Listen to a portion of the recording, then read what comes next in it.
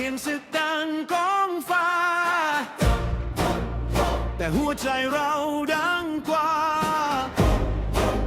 The sound of war shakes the sky but our hearts beat louder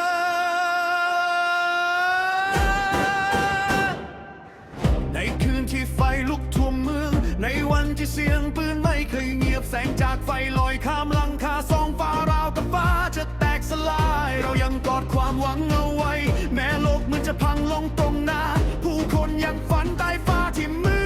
ดดำผู้คนยังจับมือกันแน่นแม้น้ำตาจะไหลทุกวันแต่หัวใจไม่เคยยอมแพ้อย่าปล่อยให้ความกลัวชนะอย่าปล่อยให้ศรัทธาหายไปตราบใดที่เรายังหายใจชีวิตเรายังคงอยู่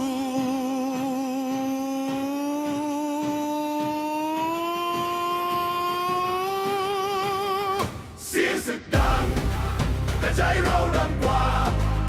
เท่าทานคลุมฟ้าก็ไม่อาจคลุมศรัทธาเรายังยืนแม้พายุจะมาขอให้ความหวังยังโบกสะบัดแม้บ้านพังแม้ทางจะมืดเราจะไม่หยุดไม่ยอมจำนนเพราะหัวใจยังเต้นเป็นจังหวะชีวิตเรายังมีอยู่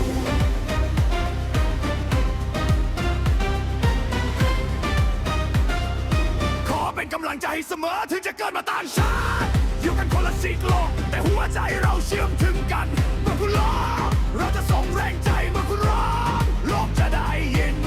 ไม่มีพรมแดนขวางศรัทธามนุษย์ทุกคนคือครอบครัวเดียวกันแม้ความขัดแย้งไม่อาจหลีกหนีได้แต่กำลังใจสมานส่งให้เธอไม่ว่าจะเป็นใครก็ตามขอให้ได้ความสงบสุขกับมันแล้ววันถ้าเลือกได้ขอให้มันจำลงไว้ที่สุดคืนชีวิตธรรมดากลับมาอีกครั้งให้เสียงหัวเราะแทนเสียงปืนให้โรงงานรถมาแทนควันไฟ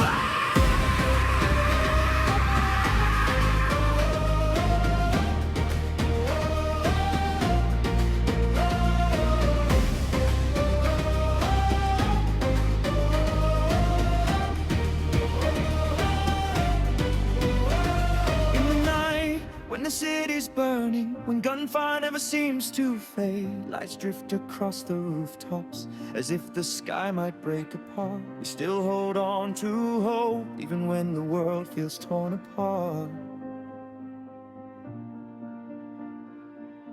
People still dream beneath darkened skies. People still hold each other tight. Though tears may fall every day, our hearts refuse to surrender.